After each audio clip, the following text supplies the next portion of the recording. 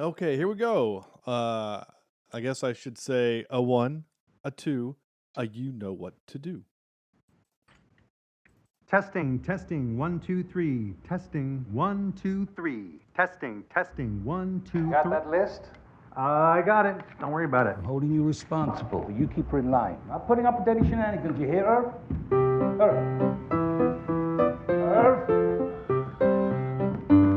Irv! Not putting up with any Royal Highness Queen of the Blues bullshit. Mother of the Blues, Mel. Mother of the Blues. We interrupt this program to bring you a special report.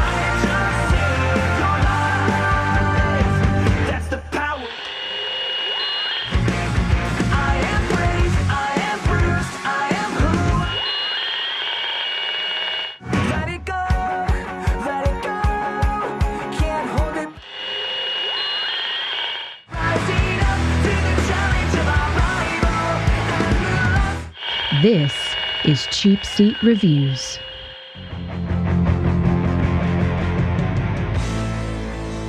Hello, and thank you for listening to Cheapseat Reviews, the podcast that explores the Hollywood film industry for the greater good.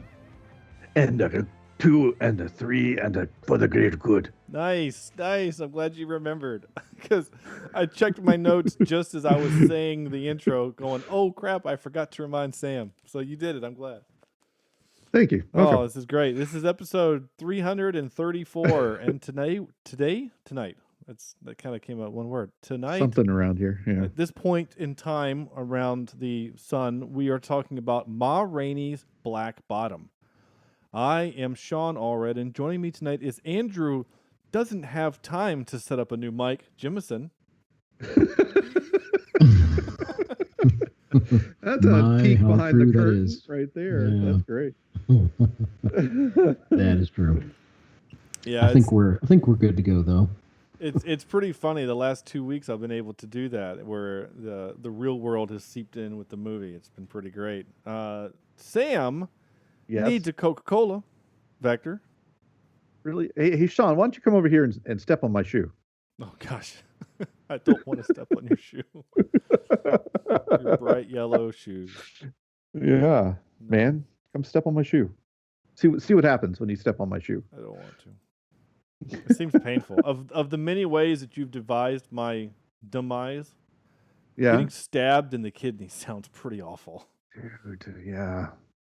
Although it went well, I guess spoilers. He went really quick. Right? Yeah, he's old, but still, it sounds awful. Yeah. Okay. I guess, and Steven, I don't know why I said I guess, but in Steven, a 1, a 2, a you know what to do, a Honeycutt. Hey, what's up? Thanks for having me back. Yeah, man. Glad to it's have great you back. to have you back. Thanks. We're always glad to have guests on the show. We've been having a string of, I would say, some really excellent talents on the show. Absolutely. And Steven is no exception to that. He is no exception. You're too kind. And for those that don't know, I bamboozled Steven onto the show by appearing on his Theme Park Legends show back when theme parks were still a thing. Oh, it's so sad. I don't even put out episodes anymore. I mean, not because of COVID, but also sort of because of that. Just because I'm like, who wants to listen to about theme parks that are hardly even exist anymore? It's so crazy. Well, and you're totally right. We were supposed to go to Disney World last summer, and we're planning on it this summer. So it'll be interesting to see the difference in what it is. So. Well, from what I understand, you're paying the same price for half a park, but hopefully it'll change by the time you go back. Yeah. Well, my in-laws pay for everything, so. Well, then just have a great time. Yeah. Nuts. Punch Mickey into Nards for me. All right, it certainly will. Oh my! So that was voice Mickey. Would go deeper because it's already so high. What are you doing? Yeah, I don't Knock recommend. it off. Yeah. I don't recommend doing that. Poor Mickey. Yeah. Sam, don't look at Goofy. Don't let Don't let yourself look at Goofy. Guys, he's fine with Pluto, but for some reason, Goofy gives him nightmares. Well, it makes no sense, right? Yeah, but no. Why is there sorry. why there's two different types of dogs, right? And you got Pluto, who is a mindless pet, right? And yet you have Goofy, who has wearing clothes and talks and they're both dogs, right? Yeah. So it makes no sense. Well, I was surprisingly old. We'll just say it was recent that I discovered that Pete is in fact a cat, which is why he picks on Mickey Mouse so much. Yeah. I didn't know that until about. What did you think he was all these years? Honestly, I really don't a know. bulldog? Just like ambiguous. Oh, animal. Sean. I had no idea that's what he was, and I mean, obviously, it makes a lot of sense that that's what he is, but I had no idea. You wouldn't last a day in Toontown.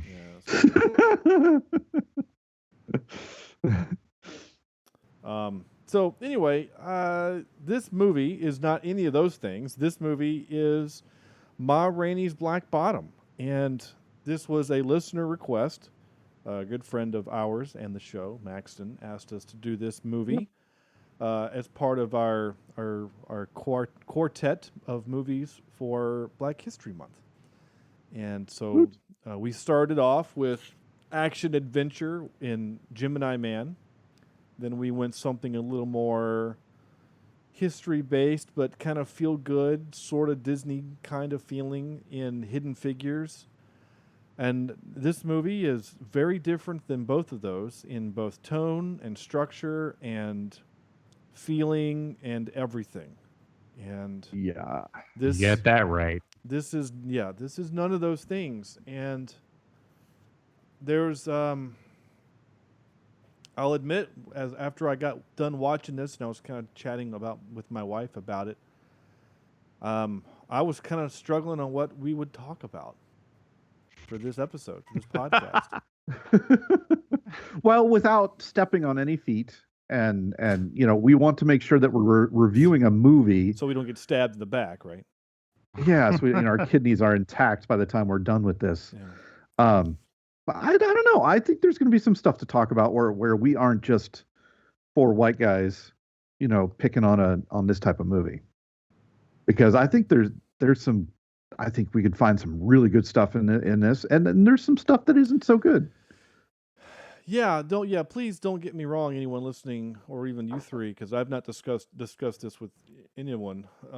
That my little soliloquy there would suggest that I hated this movie, and that it is going to be four white guys making fun of it, or whatever, that we're going to come across as insensitive. That's not my intention. My intention is that. My point, I guess, was that I feel super unqualified to really get to on the deeper levels of this movie that I think that the movie is deserving of. But we're going to try, because damn it, that's what this podcast is about. And frankly, I think it's for good conversation, and I'm also looking forward to getting some feedback, because we got some really great feedback from Hidden Figures. And that was really, really lovely to get some messages about Hidden Figures. So Ma Rainey's Black Bottom. I am going to read a little synopsis real quick so that everybody's on the same page, because I will say this up front, and I did not warn my wife about this, and this was my fault. This movie is based on a play, but basically the movie is the play. It's not like where you take a movie that's based on a play, like, let's say, Romeo and Juliet, and you Baz Luhrmann it up, and you give the guys guns instead of swords, and you have lots of different exotic locations. No, this movie... this movie is a play, right? We are in one location, and we talk a lot. And then we go to another location, and then we talk a lot. And then we go to we go back to an original location. This movie only has like 4 locations total. Right? Like band room, studio, the opening place, and then an alleyway. I guess the alleyway / street. Right. I mean, there's they tried to like, I guess, add in some places, like when those two guys went to the across the street to get a Coke. Like, I'm sure they didn't like build an entire set just for the convenience store for the play. But yeah, they were trying, like, in their movie sort of way to like get you out of there a little bit, so you don't have to spend the entire runtime inside the studio. And also, I read that the stuff at the beginning when they showed like Ma Rainey singing to like what looked like, I don't know, a congregation or something like that, they added that stuff in too, obviously. Yeah. I think that was more for context so that we know who she was. And Sure. And here's an interesting thing. I missed it totally on the first watching. And then I picked it up on the second watching to pull clips. I'm skipping ahead. I'm even skipping what I started to say 5 minutes ago is what the synopsis of this movie is. But in the moment where she's singing on stage, and then we get in that moment the looks between Levy and the girl, I forgot her name, and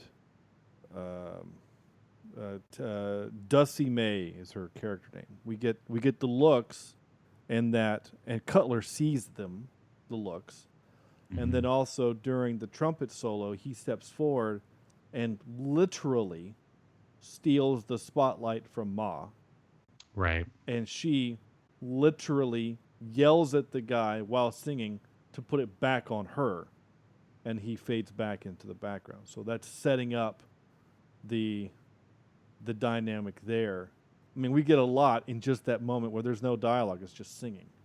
Sure. And I completely missed it the first time watching it. I think probably because I was still setting up the script to take notes, and I just missed it. So here's a little IMDb synopsis.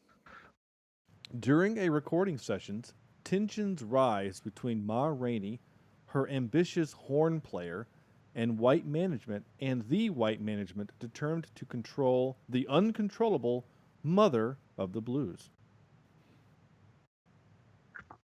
So that's actually good job, IMDb. I think you actually nailed it that time. For sure. They usually don't. They're usually pretty bad at it. So to Andrew and Sam, who are and myself, who are all three brass players and low brass at that, did it ever bother you that they kept calling him a horn player? No, I think that is, if you think about jazz and you think about blues, that's kind of a traditional, name that you would give a wind instrument player, as a horn player, regardless of what they play. Yeah. If it's a horn, they're going to call a trombone a horn or a trumpet a horn, and that's still a thing today. Okay.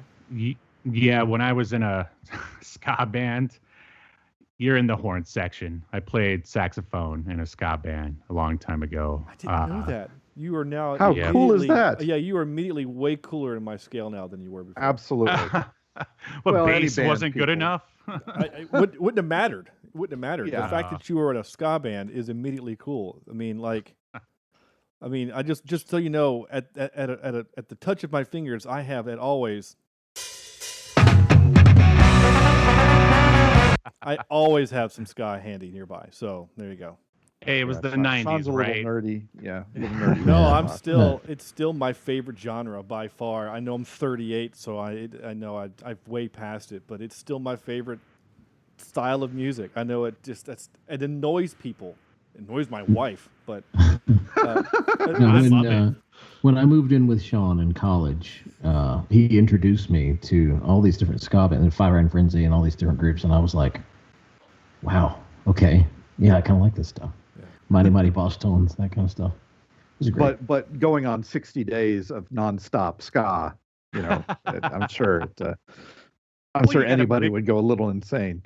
You got to mix in a reggae, of course, or yeah, ska punk, Well, yes, yeah. Your ska punk stuff is pretty great too. I mean, there's certainly. I mean, I don't know if you guys remember. I know. I don't know, Sam, if you ever had a PlayStation 2 or maybe it was PlayStation 1. I can't remember. But Pizza Hut back in the day had this deal where if you bought like the extra large multiple topping pizza, you could get one of 4 disc demos for I think PS2. And the one that we got was Tony Hawk Pro Skater 1. It was the original. And you could play, it was, you could play 2 minutes of the first level. And we played that over and over and over. But it had one song on it, and it was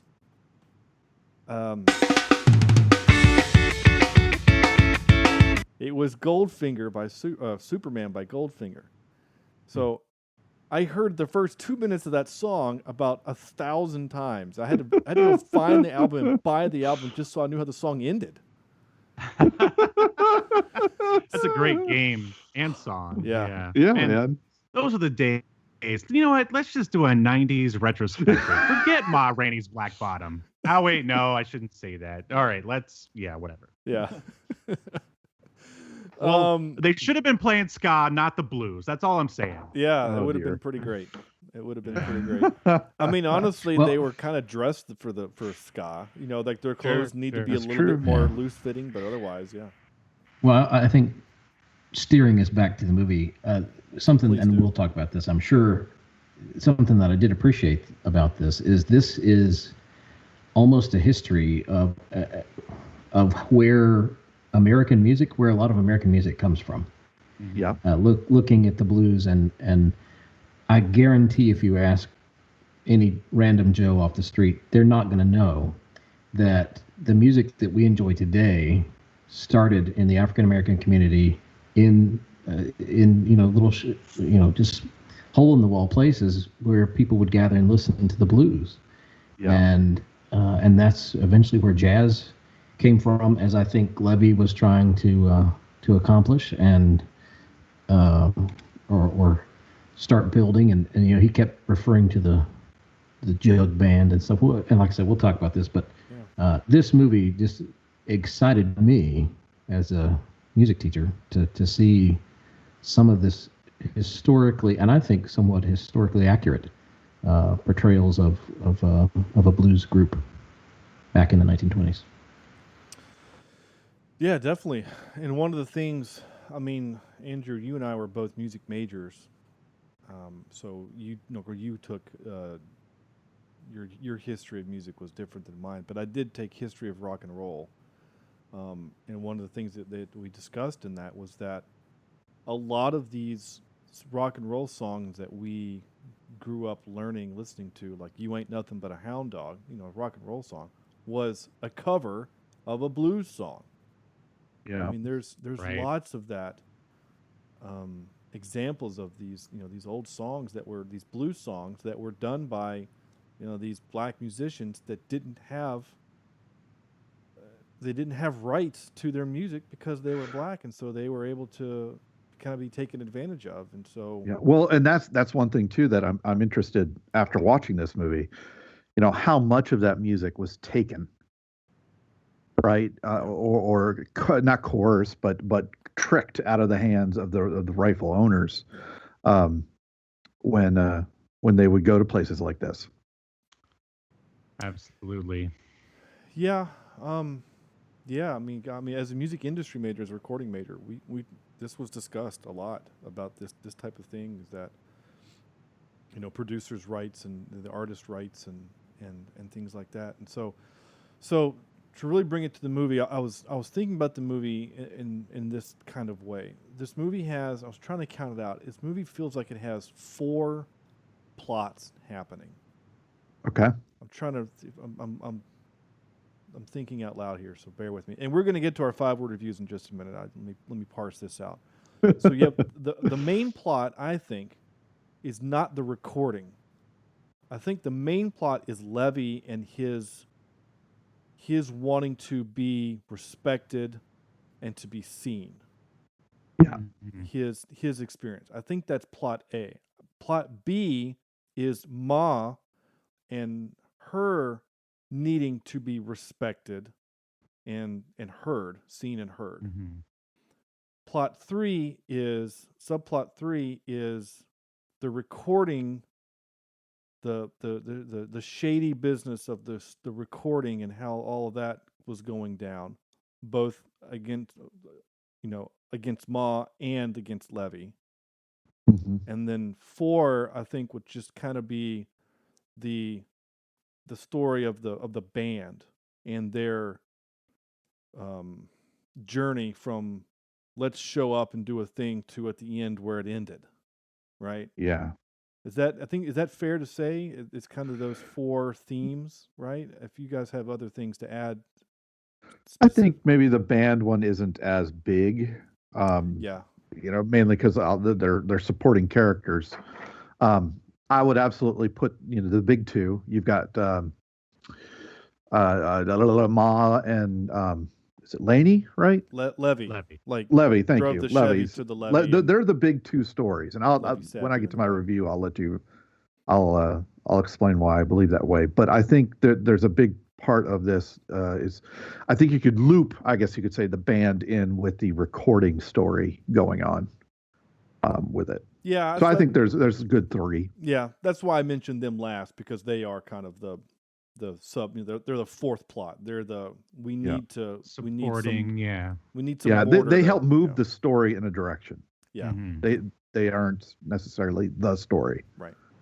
Well, while we're here, Sam, why don't you just go ahead and lay down? Yeah, sure. I only have 1 today. Oh, no, I have 2. Sorry, I have 2. And my first one is Ma Spanks That Black Bottom. Nice. But my other one is really how I feel, and it's basically, and this again, it feels weird, a black Breaking Bad film. Okay. And the reason I put that, those of you who've seen Breaking Bad, what Breaking Bad's structure is basically this film structure. We start this film loving Levy and thinking he's talented, thinking he's in the in the right. In Breaking Bad, we love Walter White. He's the good guy. He's the protagonist. And by the end of Breaking Bad, we all hate Walter White, and we aren't real happy with Levy at the end of this one. Whereas Ma Rainey, we start the film kind of, I don't know about you guys, but I was aggravated with her. I was just like, selfish, and this lady is just, she was getting on my nerves. But by the end of the film, it's like, holy crap, she was right all along. She had to be like that in order to get what she, to be treated even fairly, not even as good, but as, even fair. So, like Breaking Bad, then you've got the Jesse story where, he starts off as kind of this punk kid, and at the end, everybody loves Jesse. So I enjoyed that crisscross, right? I enjoyed kind of getting my head turned when Levy just goes absolutely insane in this film. And let me tell you, holy crap, what acting by what's his name? Chadwick Boseman, yeah. Chadwick Boseman. He disappeared into that role.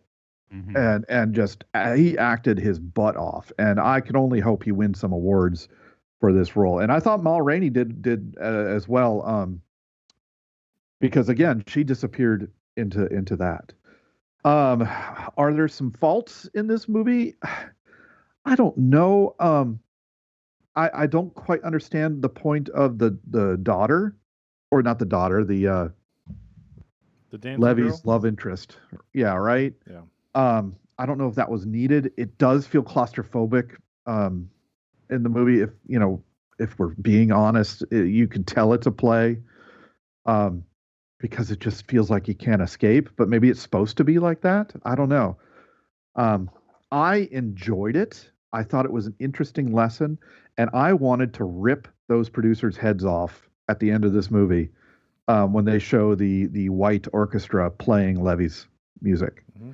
And again, that kind of just brought home the idea that even though it felt like you were supposed to feel sorry for the producer that's trying to make things work, right? Obviously, the other guy's a jerk, but the guy who's trying to make it work. But in the end, he's not the greatest person in the world. So. Yeah, I mean, he's just a guy doing his job that's a part of a pretty horrible machine. Exactly. That still exists today. Yeah. Well, yeah. I mean, if you want a modern example, obviously there's less racism in this case, but it's more of the power control. You look at Kesha. I mean, Well, I do not know Kesha. What's happened to her? you know who Nor she do is. I. You know who she is. Yeah, I know. I Kesha. Yeah. So Kesha, she has that one album and it has like 7 hits on it, and everybody's singing her music at the clubs, and then she disappears because she was in a binding contract with her producer, and according to her, this is from what she said. And if I'm wrong, please feel free to correct me or Google it yourself. So don't take me as the gospel. But from what I've read is that basically she was being sexually harassed by him, and she wanted to be let go of the contract. But because her contract was binding for like a 3-album deal, she couldn't get out, so she couldn't make music. That's why we didn't hear from her for like 6 years or 6 or 7 years. It's because the producer had all the power. So, wow. I mean, yeah. Unfortunately, it's only gotten worse as like all of the studios, both music and movie, have all sort of consolidated and under one giant conglomerate. Yeah. There's less places to work now for actors and musicians.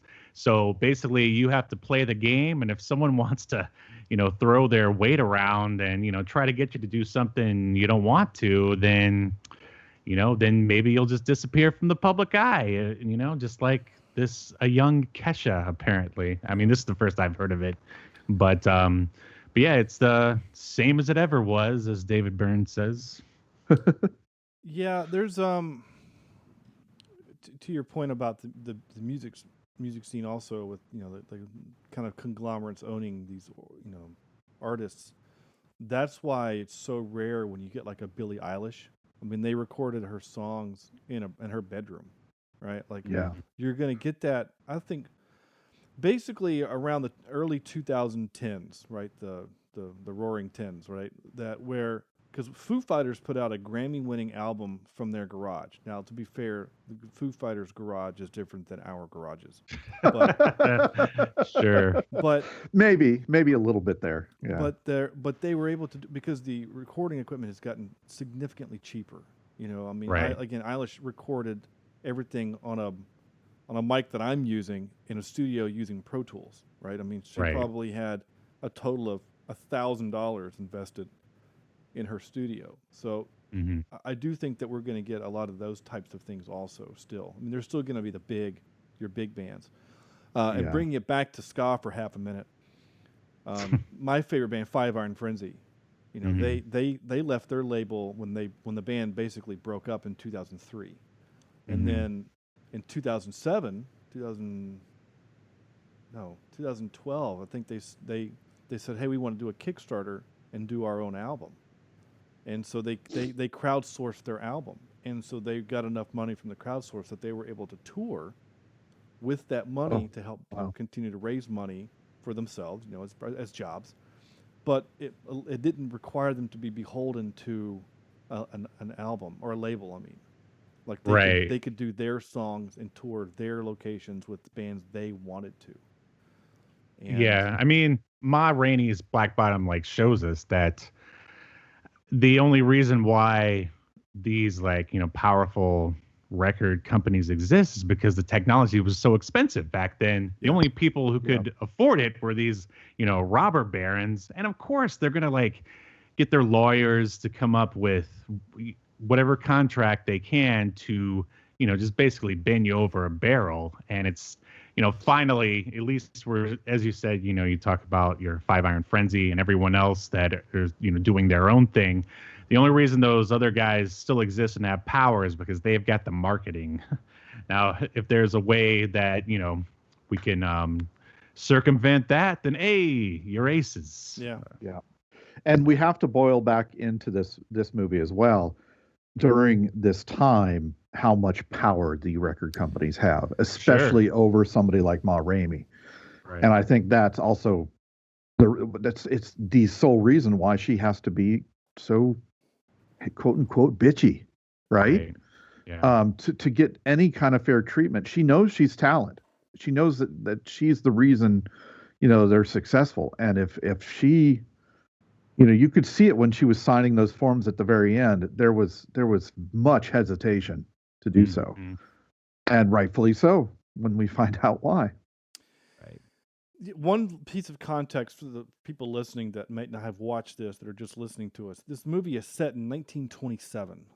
I don't think I mentioned that yet. This is the 1920s. This is the early days of producing records, and the studio that they're in is very unsophisticated, but at the time it was extremely sophisticated. Right. They're literally scratching records, and so her nephew that she wants to do the intro that has a stuttering problem, every time he stutters a word, they have to throw away a disc.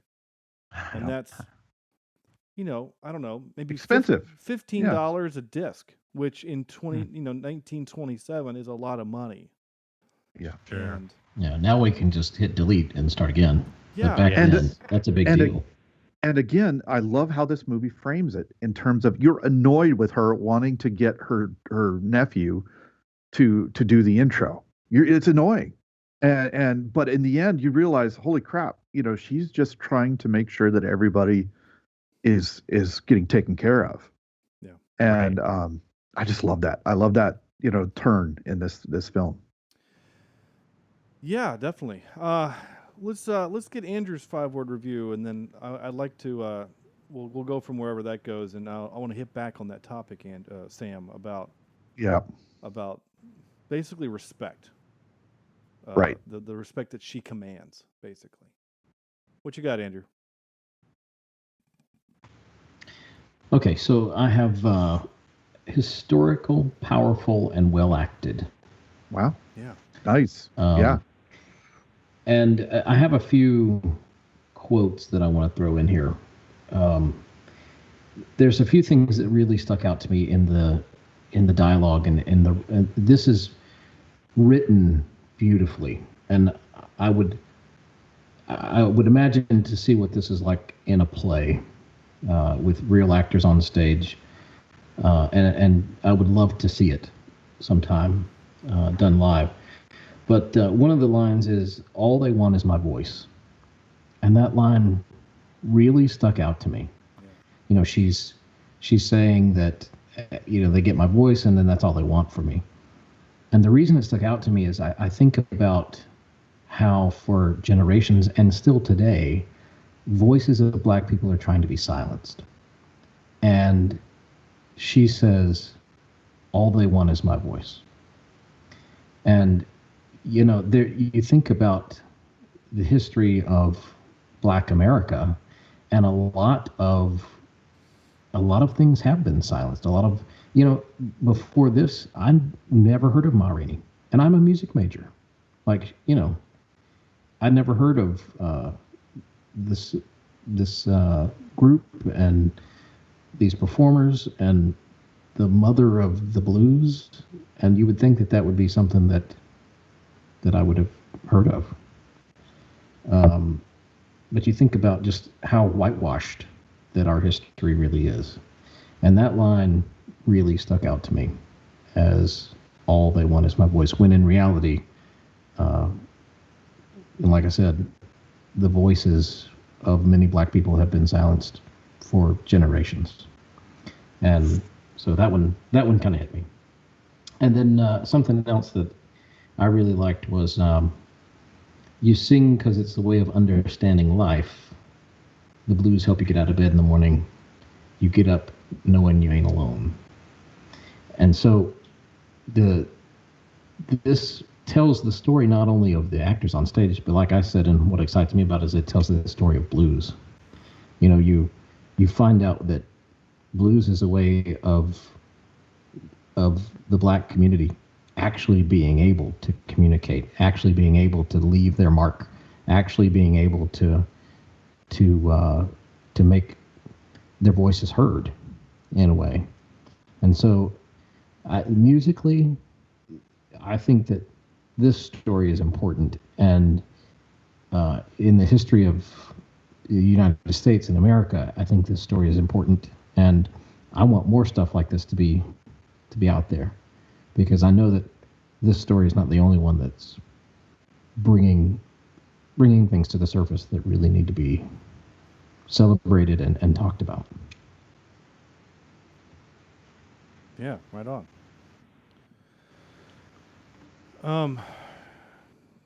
Yeah, this is this movie is based on a play that was written by August Wilson, and Denzel Washington is producing, I think like the 7 plays that he has written, and one of them was the first one a couple of years ago was Fences with Viola Davis and Denzel Washington, and it looks like he also wrote one called The Piano Lesson, which was in movie in '95. So,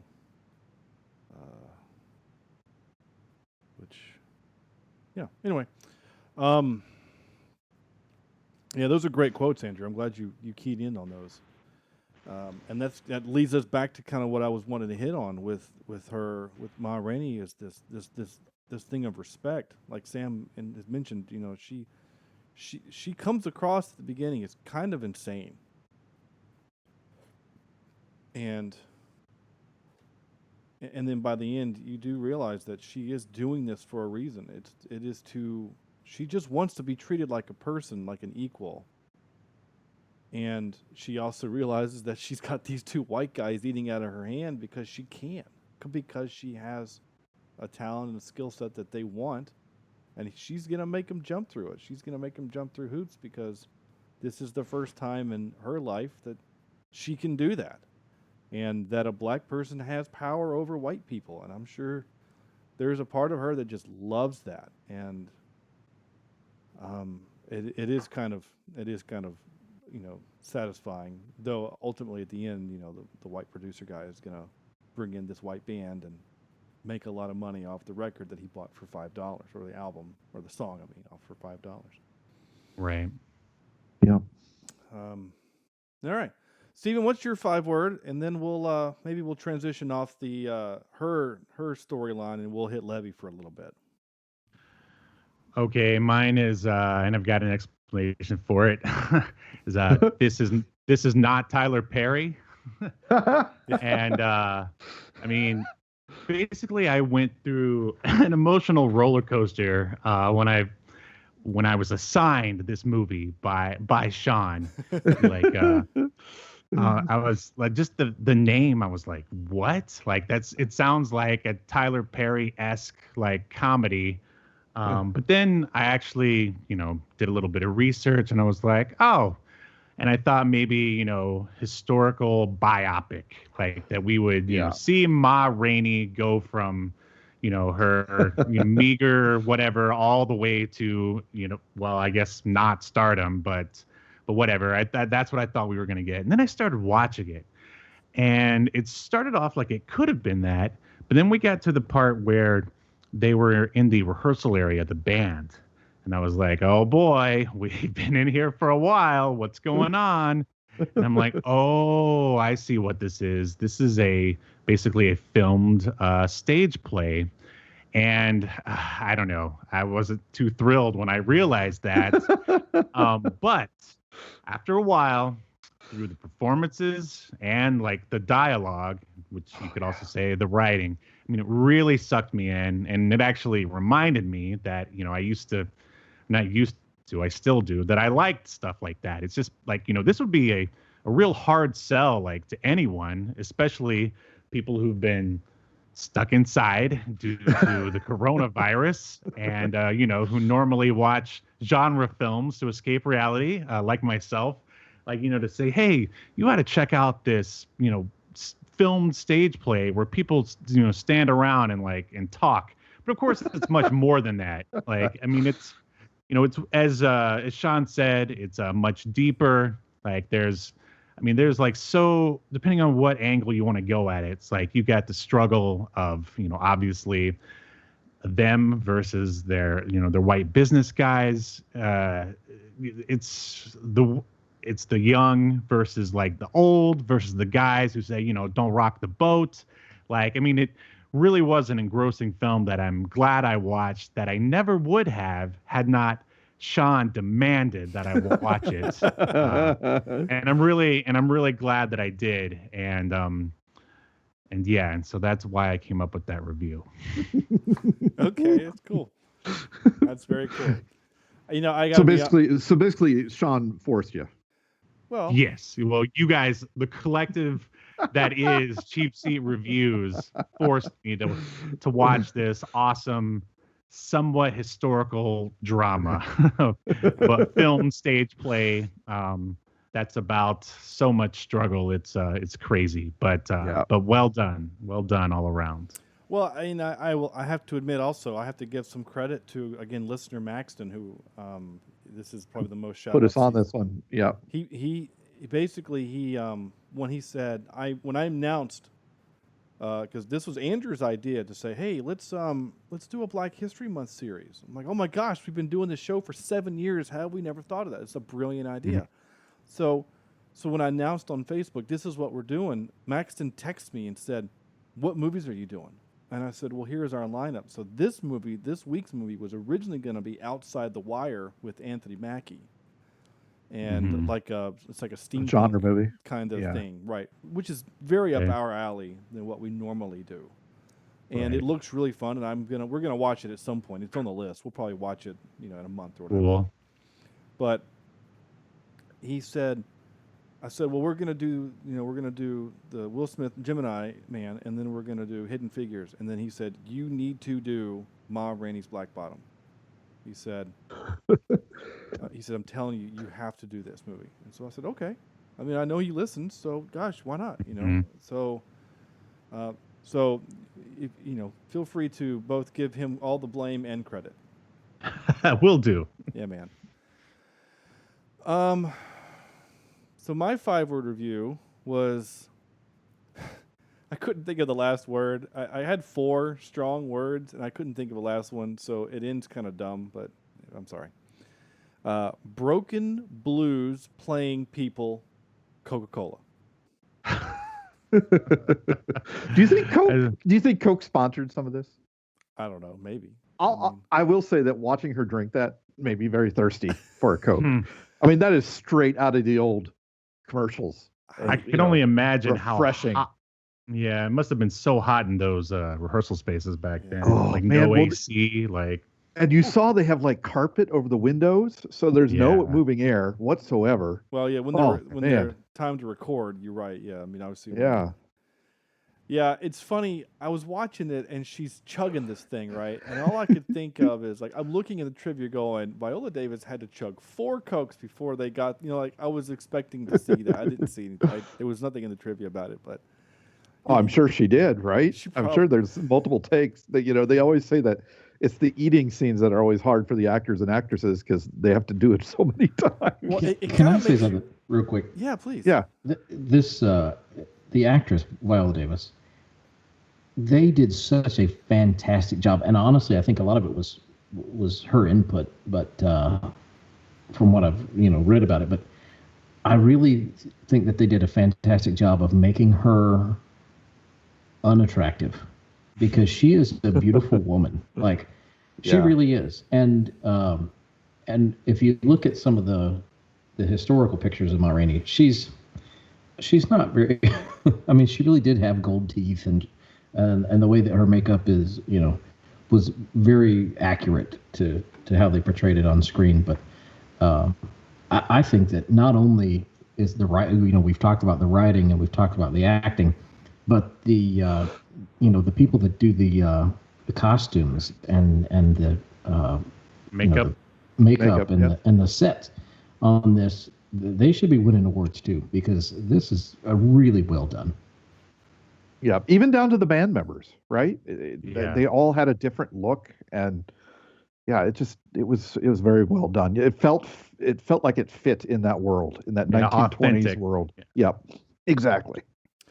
Yeah, she was nominated for a Golden Globe, and so was Chadwick Boseman. Let's see, Screen Actors Guild Award. It was nominated for Chadwick Boseman, and then just the cast was nominated, and of course Viola Davis was nominated.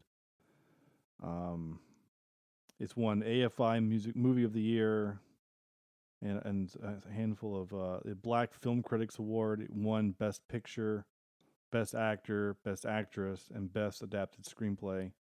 I mean, it's won a bunch of awards already. Let's see, I'm trying to think. Will it be up for Oscars? I don't know. No one knows how the Oscars are going to be this year because one of the rules for Oscars is it has to be in the theater. But there's only been like 8 movies in the theater in 2020. So, that's a good point. so Dear Lord. So like, what is that?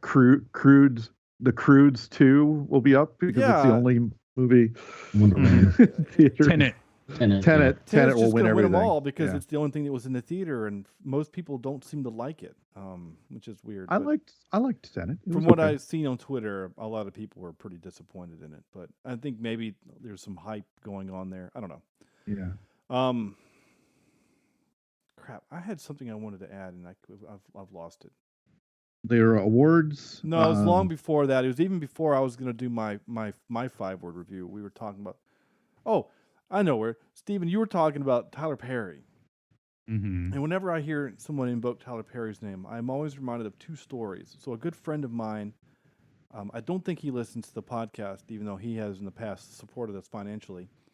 He was a filmmaker that I worked with from Atlanta.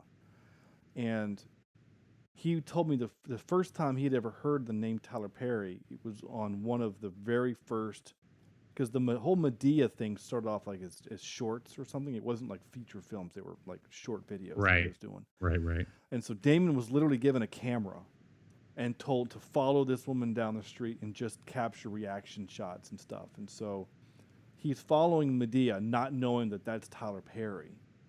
And not knowing that the bit was that someone was going to steal Medea's purse, and that the gag was that she always keeps a gun in her bra. And so the guy steals the purse, and Damon thinks it's real. Oh, no. So when Medea turns around and pulls a gun and aims it at the camera and fires a blank, Damon dropped the camera and ducked. Oh, and no. of course, then Tyler Perry starts screaming at him, "You just dropped a $8,000 camera," and Damon's screaming back at him, going, "How dare you pull a gun on me without telling me?" It was a lot of back and forth, a lot of screaming, and eventually Damon walked off that set. Wow. And then the other story, Tyler Perry story I love, is that it was one of the movies. I don't remember which one. I think it was one of his movies or something. But basically, he hadn't paid any of the extras. Mm-hmm. And no, he hadn't fed them. That's what it was. He hadn't fed them. Oh. And so after about 6 hours of filming, they were like, "We're going to walk off set because we're hungry." And he knew that if they all left, that he wouldn't get them back and it would screw up the shots. So he invited them all down to his basement for pizza, and then he locked the door. What? And this is like at a time where most people didn't have cell phones, but one guy did and was able to call 911, and Tyler Perry went to jail for like 5 hours because of illegal detainment. Oh my gosh. Now he paid everyone and he fed them, so they all dropped the charges. But like, there was like 5 hours, or there was a couple hours where they were detained illegally. So that was one of Damon told me that story too about Tyler Perry. So, and of course he's not in this movie, but he would, if he was, he would be our Star Trek connection because he's in the Star Trek movie, which is so weird to me. But anyway, that is weird. Yeah, it's very weird. So let's talk about Levy for a minute, if you guys.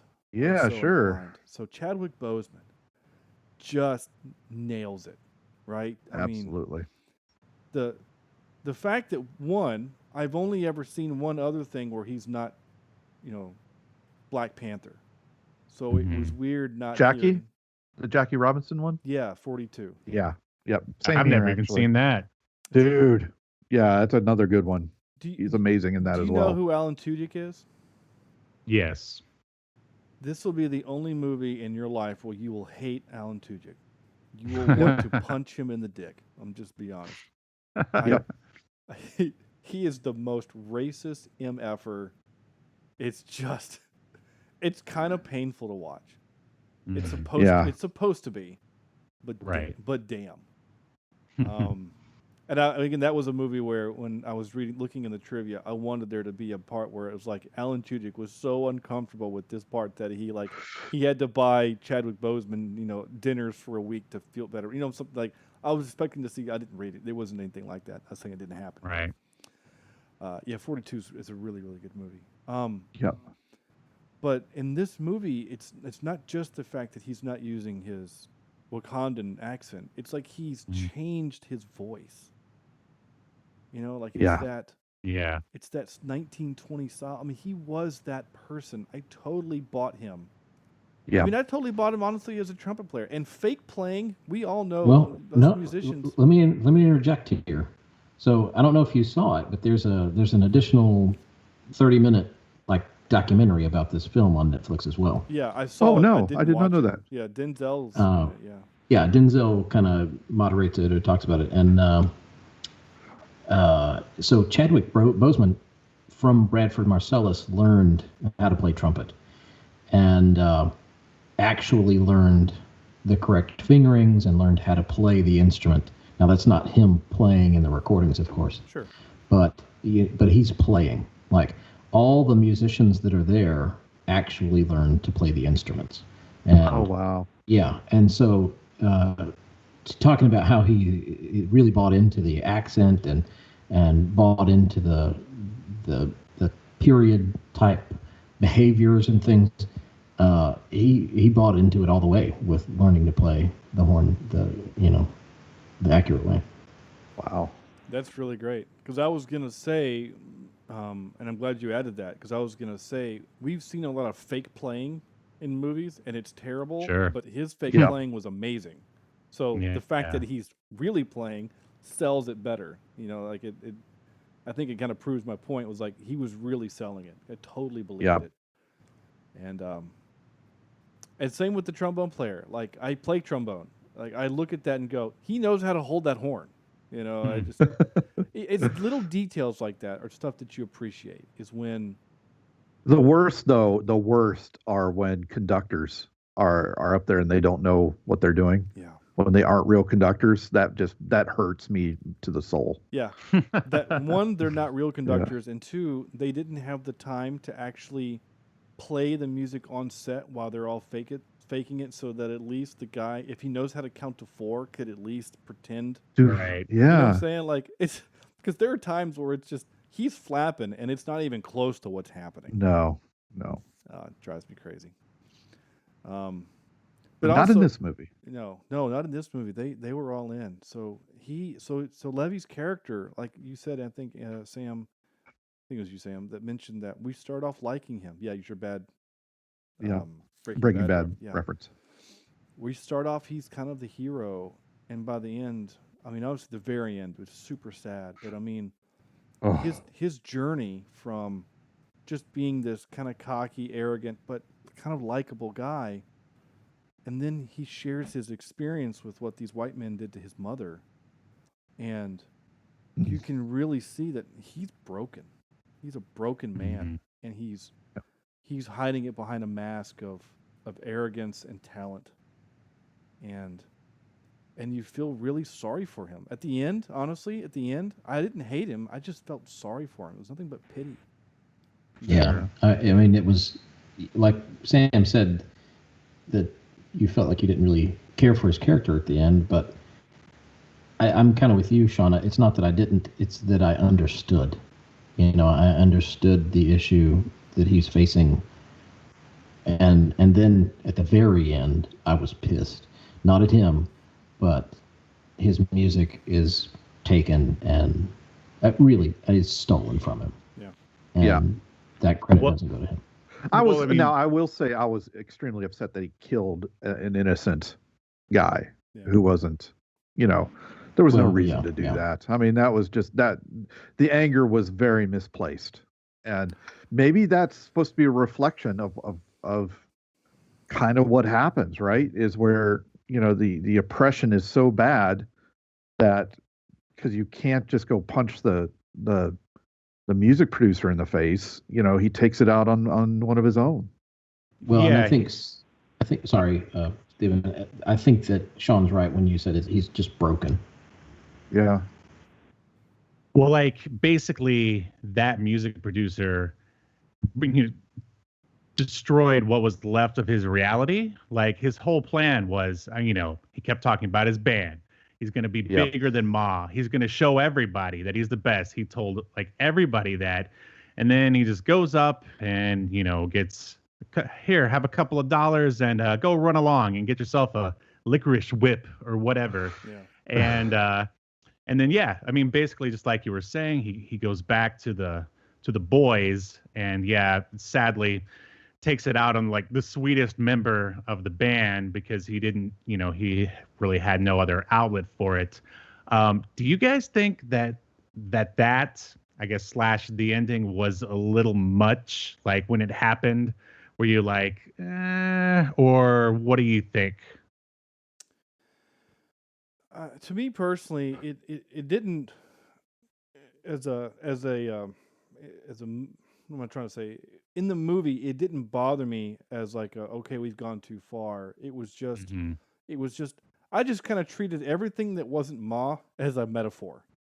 And it's definitely a metaphor, right? I guess. I mean, because after I thought about it, I was like, yeah, it makes sense, because then it shows how people start, you basically turn on your other workers when the boss treats you like trash because you can't do anything because he took away all your power. And I mean, you've got your metaphor there, but I guess I guess if you look at it in terms of reality, I was just like, and also there's so many other plays that end with like a death like that, which just felt a tiny bit cliche, just a tiny bit. Maybe you can, call it I guess an archetype, maybe, or that probably isn't the right word. It is but a trope. I mean, it is. That's a trope. That's what I was looking at. Trope. Yeah. It's a trope of so many other plays. But I mean, as metaphorically speaking, it works. And once you think about it for a little bit, you're like, yeah, it's okay. It's just a little much, just a tad. Well, and you start thinking, what else could they have done to land that same feeling that landed? Right? That's true. What else was there to show the final kind of, I don't want to say nail in the coffin of Levy, but just, his madness reached a point where he got, he killed killed a band member, for God's sake. Right. Well, what if he did stab the boss? Like, I mean, what if like the guy was just walking away? I mean, I guess it had to sort of like weigh on his like mental state for a little bit until he started stabbing people. But so I guess maybe if the boss was turning away and then he stabbed him, it probably still wouldn't have the same impact. Everyone would probably cheer though. It'd be a happy ending at that point. Yeah, I mean, no one would. Tragedy into. What's that? I was just saying, no one would blame him, and you're right. You probably would get a round of applause in the audience, but the problem is that the play is not a happy ending. The play is it had to have a tragedy. It's a tragedy. It's definitely a tragedy, and it needs to. We need the white guy to win to show make you the audience angry, and so hopefully things will change. I mean, they're just. I guess it's also just to show that these things happened. That this is probably this is more than likely a thing that did happen, and you're supposed to feel a way about it. And then the fact that Levy has been screwed, and he's so screwed that he's now basically wrecked his life. We don't really ultimately know what happens to him. Does he go to jail forever? We don't know, but. But the fact that Ma leaves with the knowledge that she stuck it to these two white guys, and she basically made a white guy beg her and open the door for her to so she could get into her car.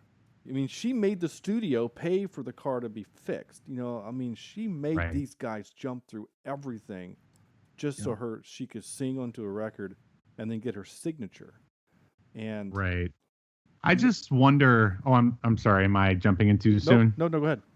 I mean, I just wonder, like, whoever the big name singer at the time was, if there was one, like, would they have been treated differently than Ma? Would the Pepsi already be there? Would they already be paying for the car? And would it have been easier?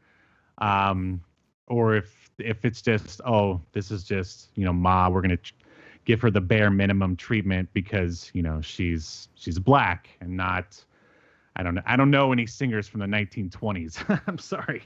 No, but that is a good point, and I think we are Googling that now. Actually, we're forced to assume that is the case, right? Where it'd be interesting, I'm now thinking, what if they opened up the movie with a previous recording session just getting over in the studio, showing kind of the lavish things that they do for that person, and then Ma comes in, and they send the band down to the basement, right? And they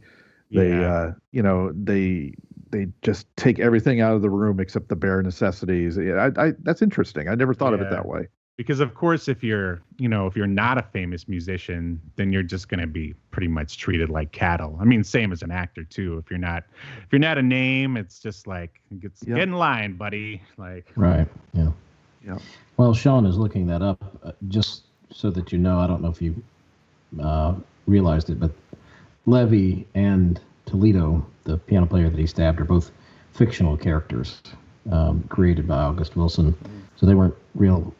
Ma Wilson, of course, is, but those two aren't. But I also was seeing that there's another documentary on Netflix about Chadwick Boseman, and it talks a lot about this last performance, basically saying that his last moments on screen were among his darkest, but also his best. Yeah, that's true. Yeah. I found this really great website called rateyourmusic.com, which sounds terrible, but the website's actually pretty neat. And basically, they've done like a chronological order of music from the 20s. And what's really interesting is that the majority of the best-selling artists in that era were black artists. Really? Your Louis Armstrongs and I'm trying to find some other ones that you guys would. And I wonder how many of them came up from the South. I don't know. I mean, right? Clifford Hayes and the Dixieland Jug Blowers. Sorry, I just thought it was a cool. Oh, name. That's much better. But I mean, most of it's showing me album art, and a lot of these, here's some more blues stuff. This is a Barbecue Bob. That's great, Barbecue Bob. That is a great name. He's a blues musician. There's a bunch, but the one guy that I just don't know a lot of that. But you had your Louis Armstrong, your Ted Lewis, but Buddy Rich. Everybody knows Buddy Rich. Yep. Would Buddy Rich, to your point, Buddy Rich goes to that studio. Is there a Coke, a Pepsi, and whatever he wants there? Just the yellow M&Ms. Yeah, exactly. Like all the things that the writer requires. Does the place where the band practice, is it not a creaky basement that would probably have the worst acoustics in the history of buildings? Yes, I was thinking that too. Yeah. Anyway, no, I think we're all in the same place. The one thing that I thought was also interesting in the movie, and I read in the trivia, is that the was the door in the band room, and then how Levy is just fascinated with this door and that it wasn't there before.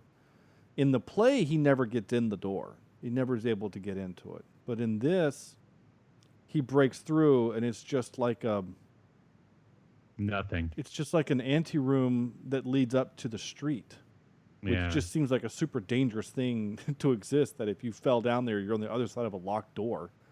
Right. But I felt like I was being hit with the door with another metaphor, that he finally is able to break through, only to be found himself trapped at the bottom of the well, basically.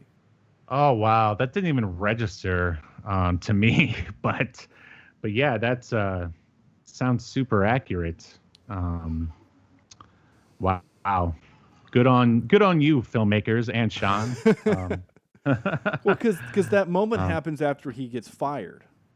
Right. Is that he gets fired, and so he's in this kind of fit of rage, and that's when he breaks through and then has this kind of moment where he's trapped. And then I think the straw, what breaks the back, is when our gentleman friend, who was which I feel bad for the guy, the piano player, because we've seen him in another movie on our show, and he also died in that movie too. And that was is he the He's the new Sean Bean. I guess he's the Sean Bean of Cheapseat Reviews. He was in Sahara. He was the doc in Sahara. Yeah, that's right. That gets killed. Yeah. And so I was like, oh no, he's got 100. So if we see him in a movie, we know he's gonna die. I feel bad. Anything else we want to hit? I feel like we're kind of. I mean, the only other interesting thing was in my opinion, was the kind of almost sex scene that was happening in the room. I thought that was. No, they were having sex. Well, I know they were, but I mean, like, sexus interruptus kind of happened also. So, trying to think. I don't have many notes. I didn't take a lot of notes on this movie. I didn't have time. I had to keep pausing. Right. I started taking notes at the beginning and then just stopped because the dialogue was very rapid. Yes. And it just sucked me in, and I was like, it's all good. I don't need to write anything down anymore. The last two notes I wrote that I haven't mentioned anything about. These are such small details. One was I was really pissed at the sound engineer, producer man, when they realized that they didn't get any audio from the kid's mic because he goes down there and looks like a rat had eaten through the microphone. And I know they set that mic up in a hurry because Ma was yelling to get the microphone. But how do you not take 10 seconds to do a mic check? Like, as the sound guy, technology, I don't know. As the sound guy for the podcast, I kind of feel like, like, yeah. Come on, guy, take 5 seconds. Yeah. You only have 2 microphones to work on. I mean, I know it's unfair. I've had to deal with, up to 30 at a time, but Hey, maybe again, that's just how they think of Ma. The bare minimum treatment. Yeah. No, you're probably right. Let's not even check to see if the mic works. Yeah. And the fact that it did work, and then they had to check. I don't know. And then my last note was, so we haven't touched on it, but Boseman has a break earlier in the movie. Levy has a break when the trombone player is talking about Cutler. God. Cutler, thank you. He's talking about God, and Levy just loses his stuff because he doesn't believe in God. How could God let those white men do the things to his mother? And he pulls out the freaking knife too at the time, and you're like, is this guy crazy enough? Yeah. Because he's basically saying, I'm going to kill you. God, stop me. Yeah. Right? Yeah. Right. And that's, I think that's our first sign that, one, he's a little not quite there. And that, obviously, and the other part is, I think we needed to see it to, one, prove that he's a little crazy, and also to show that he has a knife that he carries with him. Right. Yeah. Because it would have been, I think, more jarring if he would have stabbed him at the end of the movie, and we're like, where did he get a knife from? Why does a trumpet player carry a knife? Yeah. Yeah, it's a setup and payoff for sure. Well, it's the same idea in any movie where if you're going to show the gun, you're going to show that gun going off later on. Right. Otherwise, there's no reason to show the gun. In all fairness, the three of us, Sam, Sean, carrying low brass instruments, we don't need to carry a knife because we can just take somebody out with the instrument. We have a bludgeon in our hands, yeah. They're kind of scared. So that's why. And then no one's going to approach Steven because he's a saxophone player, so he's fine. Yeah. He just has to play the instrument. They take off running. Just run away. How dare you speak of the saxophone that way? Tell that to Kenny G, buddy. Yeah. I'm worried. Nice. The last thing, so my last note was, how do you go back to playing music after that moment? Because the scene ends, right? He's just crying. He's just kind of collapses, and the scene ends. And then the next shot is they're back in the studio recording song number 2 or whatever. And I thought, there are sometimes movies cheat us. I want to know how we got from there to there. Does he apologize? Do they pick him up? I mean, they have to put their clothes back on and get ready in a frame of mind. I mean, I can imagine it would be hard to play under those circumstances, but yeah, I thought the session was over by the time he stabbed the piano player. Yes. Oh, this is after after the god fight. yelling at Mel, okay, God. right. Yeah. Well, they're professionals, and I don't know. I've heard some pretty outrageous like road stories. I mean, just from rock musicians like back in the day, even like the 50s and 60s. The fact that he even carries a knife really isn't all that outrageous, because I've heard of people, getting robbed, and then you've got, bookers who don't want to pay you, and like musicians were also looked down upon for a while as like almost like sort of a drifter kind of lifestyle. So, maybe it's just like, I mean, the rest of the band, I'm sure we're all just like, hey, maybe this guy was about to, cut someone, but we've got a job to do. So let's get back to it and we can deal with it later. Pretty much.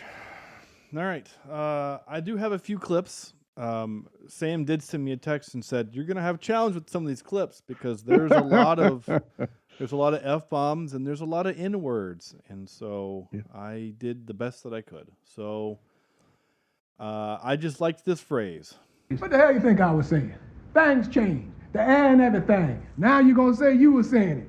You're going to fit two propositions on the same track, run them into each other, and cause they crash, you're going to say it's the same train? I love that dialogue. I just love that.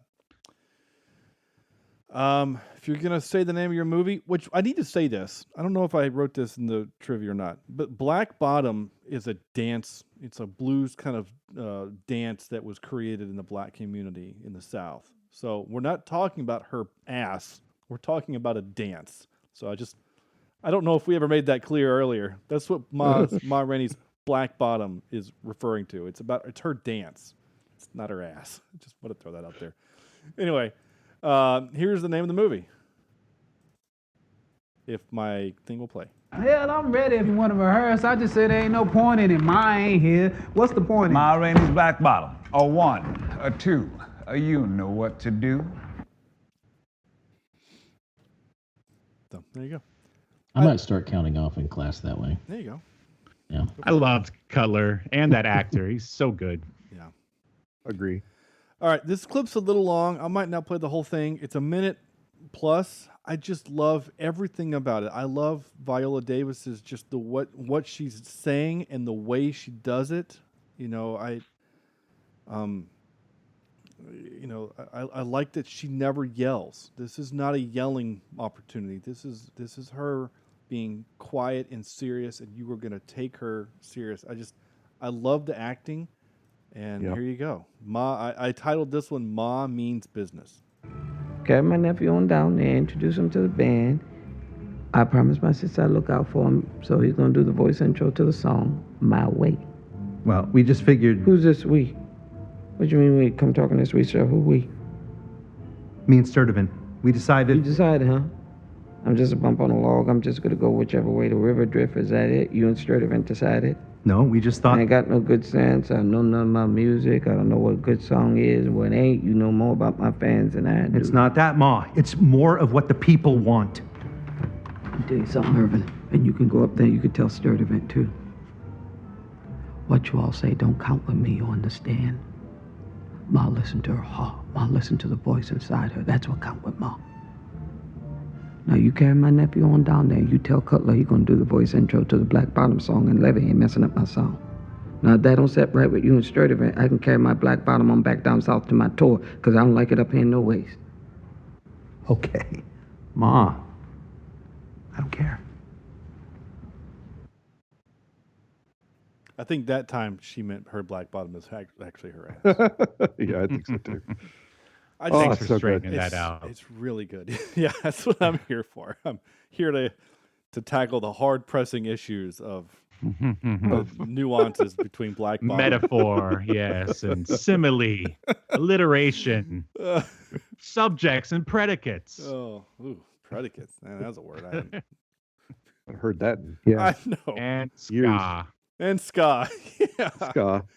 I would be honest. I would never have thought in 1,000 years I would find a way to talk about ska during this movie. But I'm glad I was. Well, you're able. welcome.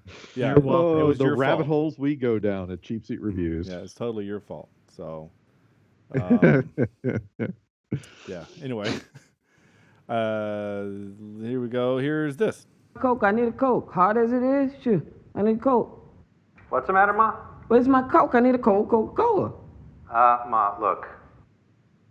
I forgot the Coke.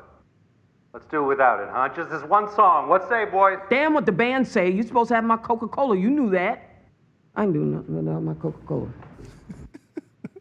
I love it. Well, I really do. And it just goes to show, you knew that. I forgot it. It was on some sort of rider, right? It was on something that they were supposed to have for her. So yeah, they were trying to do one over on her there too. Interesting. So I've actually had to read writers for bands. I've had to do that as the manager of the Palladium at Carowinds, and you always hear about the dumb things like you mentioned earlier, like the yellow M&Ms. The reason why band people put that in there is to make sure that you read the writer. That's all it's for. And 99% of the time, you just cross that shit out because you're not going to do that because it's stupid. But there were some requests that we would, comply to. But for the most part, like they would say, I only want cherry Pepsi. Well, we're a Coke venue. We only sell Coke here, so I can get you a cherry Coke. There's nothing I can do about that, But then occasionally you would get like the head singer of Skillet when they were headlining there. He literally came up to my office and handed me $100 and said, "Go buy me as many Chick-fil-A sandwiches as you can get." Whoa! I was like, okay. So I called a runner and I was like, go get in the van and go buy 100 chicken sandwiches or as many chicken sandwiches as you can get for that. So he did. Just like 6. Yeah. And if you'd like to know more about Sean's time at Carowinds, please check out Theme Park Legends. Yeah. Episode number, 17 or something like that. Yeah. That's a good plug. That was great.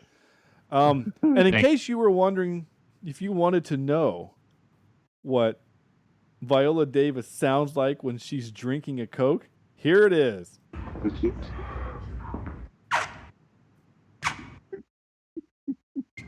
God, that was the worst noise.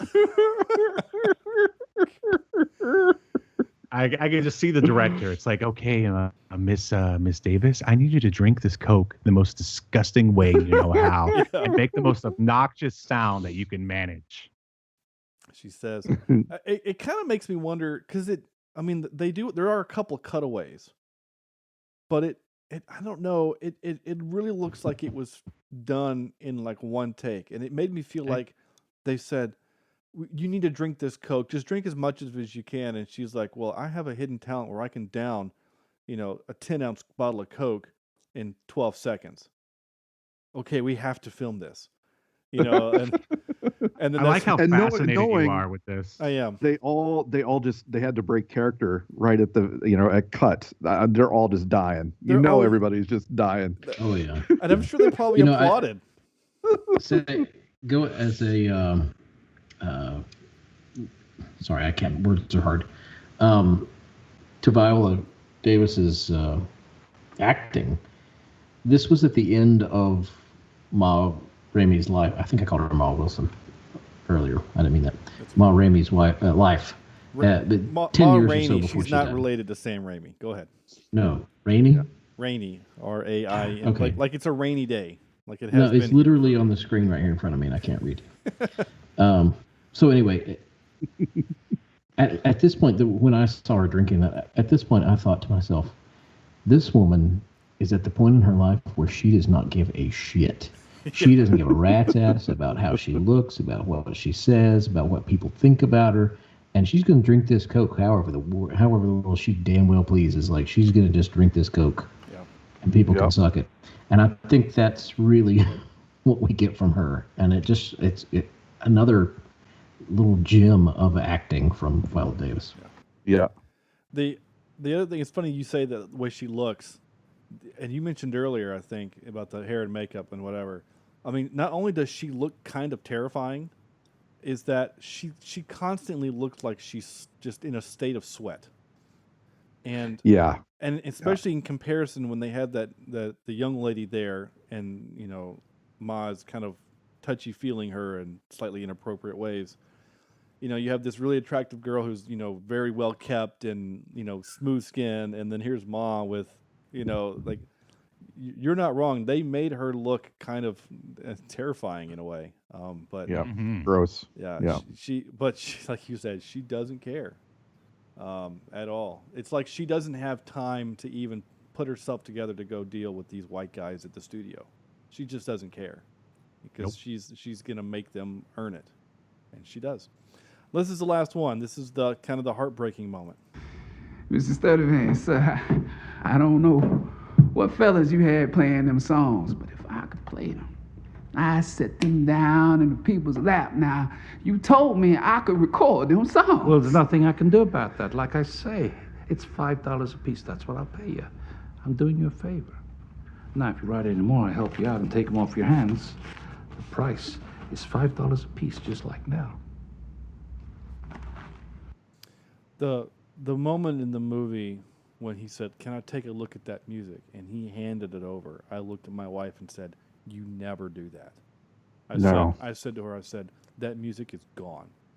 Right. And she said, "Yeah, I think you're right." I said, "You don't do that, especially not then." Right? Because like at least now, you can be like, "Yeah, you can take the sheet music. I've already had a copy written, and I've got a studio demo that I made at my cell phone back there, so you can't claim that song as yours." Right. I have there even the band I used to run sound for. They even did what they refer to as a poor man's copyright. What they do is you would mail yourself a disc copy of your CD. Yeah, and then not open it. And then never open it. So you have a physical hard stamp, federal stamp that says this CD was made by at least April 1st of 2001, whatever. And so that if someone says, "Oh, these are I'm gonna steal your songs," you're like, "Nope, those are our songs." And it wouldn't actually hold up in court, but that's not the point. The point is that it was just kind of a thing. All right, time to do this. And now for some more bad news. Ready? Trivia. I've already mentioned that Denzel Washington is going to be doing all 10. I said 7 earlier. I meant to say all 10 of August Wilson's Century Cycle plays to the big or small screen. Ma Rainey's Black Bottom is the second filmed Wilson adaptation Washington has produced in this cycle after Fences. In September 2020, Washington told the New York Times that the third film in the series would be The Piano Lesson, and that he hoped to cast his own son, John David Washington, and Sam Jackson, with Barry Jenkins directing. We all know that Chadwick Boseman, this was his last film, and he died August 28th, 2020, after a 4-year battle with cancer. Unbeknownst to his fellow cast members, Boseman was receiving cancer treatments while filming the movie. Wow. Makes me sad. Really does. Just a like, this is going to sound super mean, and I don't really care. We looked at Heath Ledger and said, what a tragedy that he died so young. What a talent he was. But that's different than what Chadwick Boseman did. Like what he had to go through. You know what I'm saying? Like he suffered on a different level and lost. Whereas Heath Ledger went to a place and couldn't return and then left. Trying to use very vague words here, but I think it says a lot also that he didn't give up. Like he's fighting this terrible disease knowing that his time is limited. Yep. And yet he still, for his art and for his fans, went on and did what he could. And did it so well. Yeah. The band recording Levy's song at the end is based on Paul Whiteman's orchestra. Whiteman was labeled the king of jazz despite being white. I mean, if your last name is literally Whiteman, I guess you have to be white. Okay. Time for this. Excuse me while I whip this out. We're going to do movies that are based on plays. And I have a sad feeling that I'm going to have all that what you guys have, because I've seen like 4, and this one is one of the 4. Andrew, you typically lead off. Though I'm thinking that I'm going to have to actually move you to the last, because yours are always better than mine. Okay. All right, so number 3, I have Driving Miss Daisy. Okay. Yep. Number 2, I have The Odd Couple. Okay. And number 1, based off of a play called Pygmalion, and one of my favorite movies and musicals of all time, My Fair Lady. Yes. All right, cool. Agreed. I have seen none of those. Dude, My Fair Lady was on repeat when I was growing up. Yeah. It was usually the movie I would fall asleep to at night, actually. Cool. Yep. Sam, what you got? All right. I've got my number 3 as 10 Things I Hate About You. Oh, nice. Taming of the Shrew, Taming right? of the Shrew, yeah. Number 2, Driving Miss Daisy. And my number 1 is Finding Neverland. Oh, I didn't know that was based on a play. Yep. Very nice. Well, yeah. Yep. Steven, what you got? You got 3 for us? Sure do. Glengarry Glen Ross. Have you guys seen that one? I have not. No. Oh, it's worth it it's like the only time Alec Baldwin, he was either nominated or actually won an Academy Award, and he just shows up and delivers this one speech / monologue, and he's not in the rest of the movie, but it's so good that obviously they recognized him. But anyway, so Glengarry Glen Ross, Death of a Salesman. Like, I guess few people know that there is a movie. It's got John Malkovich in it. And then there's Suburbia, which there's actually 2 movies, and this one is based off. There's one from the 80s, which is about like punk rockers or something, but this Suburbia is basically just, I don't know, it's like a 90s teen angst play that they made a movie of, which Richard Linklater directed. And it's if you're in the mood for that kind of film, it's pretty good. And that's my 3. Cool. So I actually have 2 that I'm surprised neither one of you or none of you picked, but that's because, well, one of them's kind of a bad movie, but that's fine. So my number 3 is the Baz Luhrmann's Romeo and Juliet.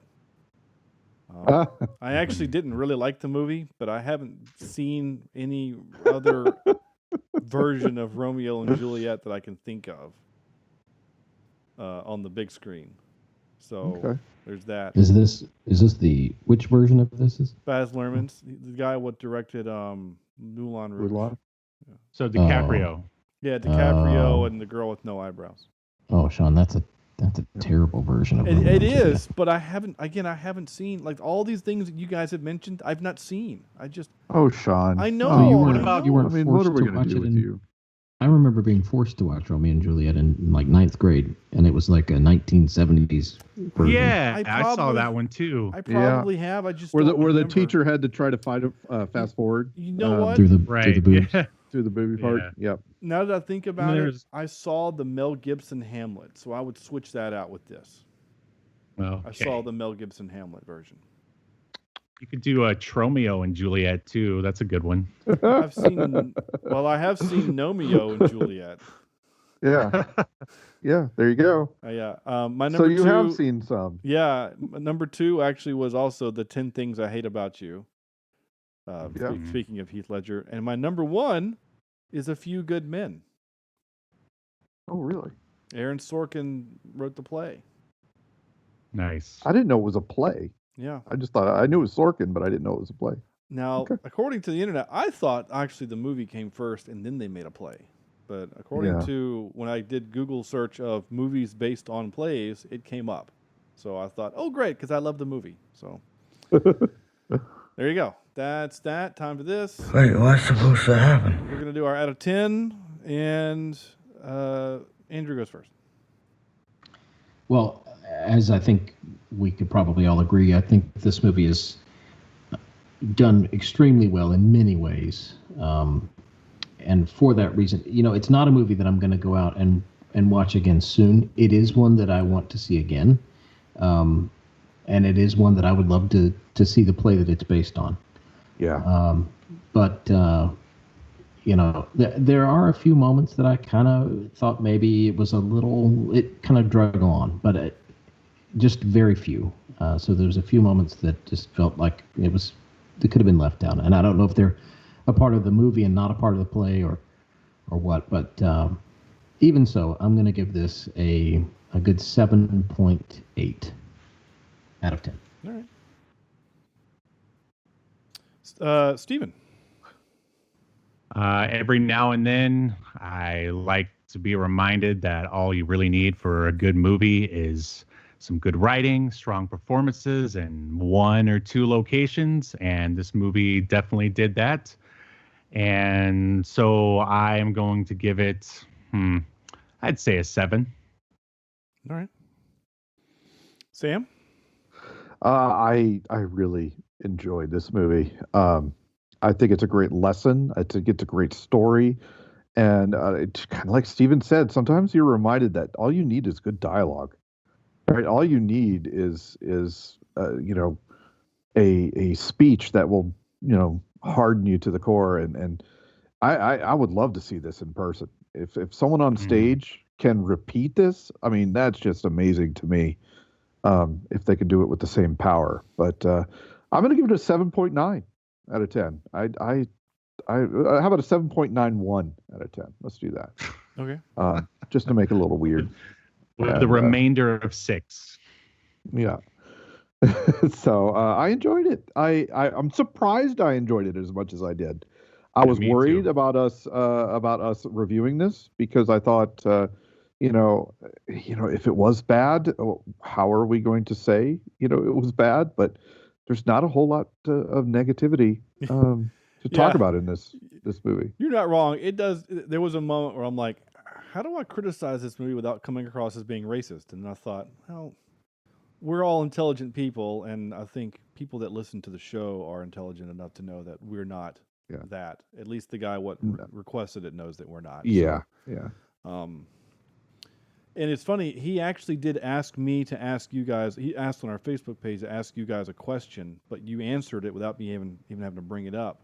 And because he specifically asked me to ask, how did you feel about Ma Rainey at the end of the movie compared to the beginning? And we already talked about that. So the Breaking Bad thing. Yeah. So that was interesting that we already did that. So my score, Sam, you used the phrase you enjoyed the movie. I can't use that phrase. This was a hard watch. I also enjoy horror movies. I enjoy, you use that word differently than I do, which is fine. I did not have a good time with this. This was a hard movie to watch. Yeah. And for all the reasons it's supposed to be hard. Yeah. Right. And so anyway, but I think it is a really good movie, and I think it's one that people, frankly, should watch. And so, with that being said, I'm going to give it a 7.5. Nice. It is a good movie, and it makes me sad that we don't get more Chadwick Boseman in our lives. He was such a good actor. I mean, he nails this movie. He really does. So, all right. The last little dumb thing that we have to do, Stephen, this is new to you, so I play this. Not a great plan. And then I have a giant poster that my parents gave me for Christmas. What movie, whose line? 101 classic movie quotes. And so I've been reading them off as we go. We forgot to do last week, so we're going to do one this week. And it's just for people to kind of listen and play at home. You don't have to actually answer, but everyone will know this one, and that is Jurassic Park. I'm funny how? I mean, funny like a clown. I amuse you. I make you laugh. That's the whole quote. That's all it gives me. So nice. Do I know that one? And so we're not supposed to answer it? We don't have to. If you want to, that's fine. I know the answer. Well, I know the answer too, and I've never seen the movie. But I know the answer. I don't think I know it.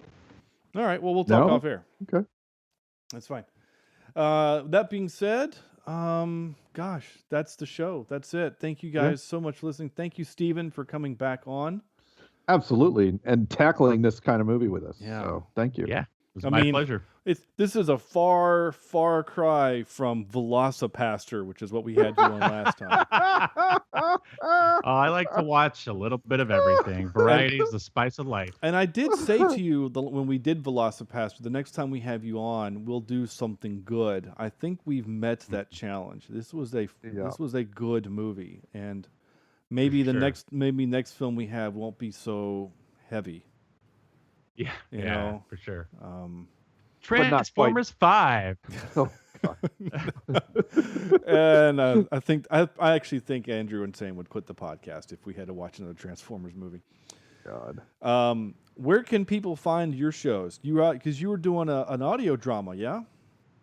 Yes, all 10 episodes of Ray Can't Sleep are now available wherever you get podcasts, or you could just go to raycan'tsleep.com. And since I finished that, I'm like directionless and don't know what to do with my life.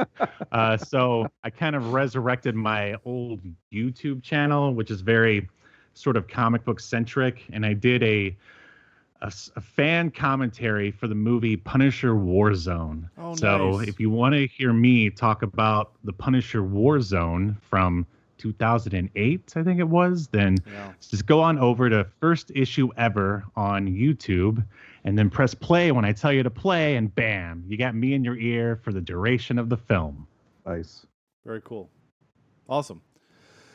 Well, you can find our old episodes at cheapseatreviews.libsyn.com. That's how you can go back and listen to old episodes of us. Leave us a review on iTunes. It'd be super, super helpful. Leave us a review on iTunes, Google Play, YouTube, but mostly iTunes. That's kind of pretty much the best way to find other people can find us. Like our Facebook, facebook.com/cheapseatreviews, @cheapseatcast is our Twitter. And emails to cheapseatreviews@gmail.com. And next week we are doing something very different. We are our good friend and former co-host Corny will be back on the show next episode, and we're doing The Last Dragon. That was his request, and so we're going to be doing that. The Last Dragon. Super excited to hang out with him again. So. That's the show. Thank you for listening. You guys have been awesome. Thanks again, Steven. And we will see you next time for The Last Dragon.